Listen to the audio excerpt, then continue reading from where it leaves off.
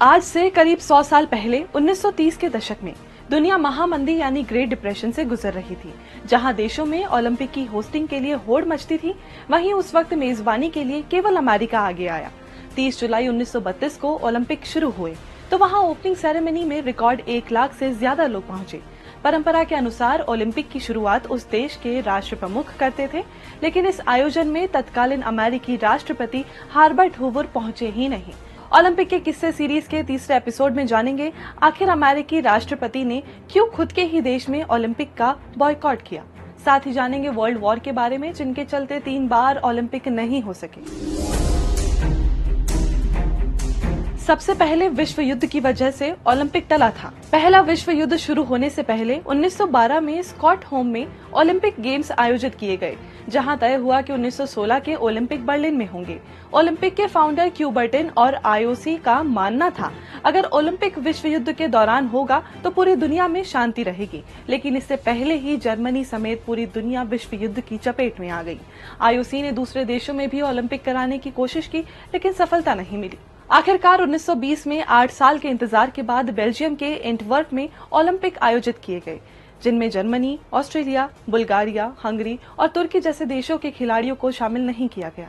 पहले विश्व युद्ध के बाद 1932 में आर्थिक महामंदी ने ओलंपिक पर बड़ा प्रभाव डाला। इस दौरान आर्थिक महामंदी के बीच अमेरिका ने ओलंपिक की मेजबानी की, लेकिन कई देशों ने अपने खिलाड़ियों को नहीं भेजा और देखा गया कि 1928 के मुकाबले आधे ही खिलाड़ी पहुंचे।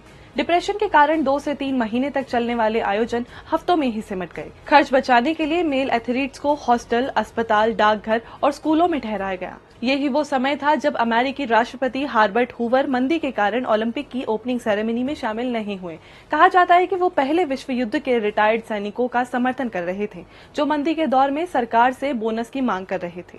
फिर आया 1936 ओलंपिक का वो दौर जब यहूदी खिलाड़ियों ने ओलंपिक से बाहर रहने का फैसला किया। 1936 बर्लिन ओलंपिक से पहले हिटलर की नाजी सरकार ने यहूदियों पर सख्त पाबंदी लगानी शुरू कर दी थी। इन अत्याचारों की वजह से अमेरिका समेत कई देशों ने बॉयकॉट बर्लिन ओलंपिक शुरू कर दिया। अपनी मेजबानी बचाने के लिए जर्मनी ने अमेरिकी ओलंपिक समिति के अध्यक्ष एवरी ब्रुंडेस को जर्मनी बुलाया और स्वागत सत्कार किया। इसके बाद ब्रुंडेस ने अमेरिका के ओलंपिक में हिस्सा लेने की घोषणा कर दी। ऐसे बर्लिन ओलंपिक का रास्ता साफ हो गया, पर यहूदियों पर पाबंदियां बनी रही। यही कारण था कि यहूदी एथलीट्स ने खेलों से दूरी बना ली। फिर दूध के दौरान आया जापान से लापता ओलंपिक का दौर। दूसरे विश्व युद्ध के दौरान 1940 के ओलंपिक की मेजबानी जापान को मिली थी, जो ओलंपिक आयोजित करने वाला एशिया का पहला देश बनने जा रहा था। लेकिन जापान और चीन के बीच टेंशन बढ़ने के कारण जापान ने खेलों की बजाय खुद पर पैसा लगाया और अंत में मेजबानी से इनकार कर दिया। इसके बाद हेलेंस्की को मेजबानी मिली, लेकिन विश्व युद्ध के कारण वहां भी आयोजन नहीं हो सका।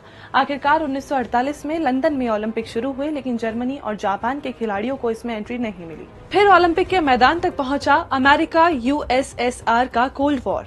दूसरे विश्व युद्ध के बाद दुनिया 2 गुटों में बंट गई थी।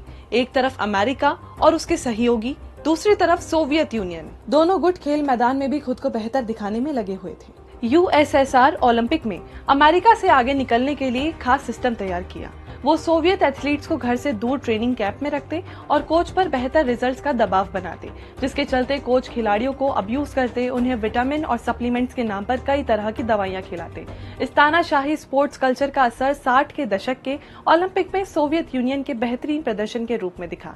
दूसरे विश्व युद्ध के करीब 7 दशकों बाद साल 2020 में फिर एक बार ओलंपिक खेलों को रद्द करने का खतरा मंडराया। मेजबानी कर रहे जापान ने कोविड के दौरान खेलों को 1 साल के लिए टाल दिया, जो ओलंपिक इतिहास में पहली बार था। कई मुश्किलों के बावजूद जापान ने 2021 में ओलंपिक की मेजबानी की। सीरीज के चौथे एपिसोड में बात करेंगे उस दौर की जब दुनिया के कई देशों ने ओलंपिक का बॉयकॉट किया। अगर आपको ये वीडियो पसंद आई है तो प्लीज इसे लाइक और शेयर कीजिए और ऐसे ही जानकारी से भरी वीडियोस के लिए हमारे चैनल को सब्सक्राइब करें।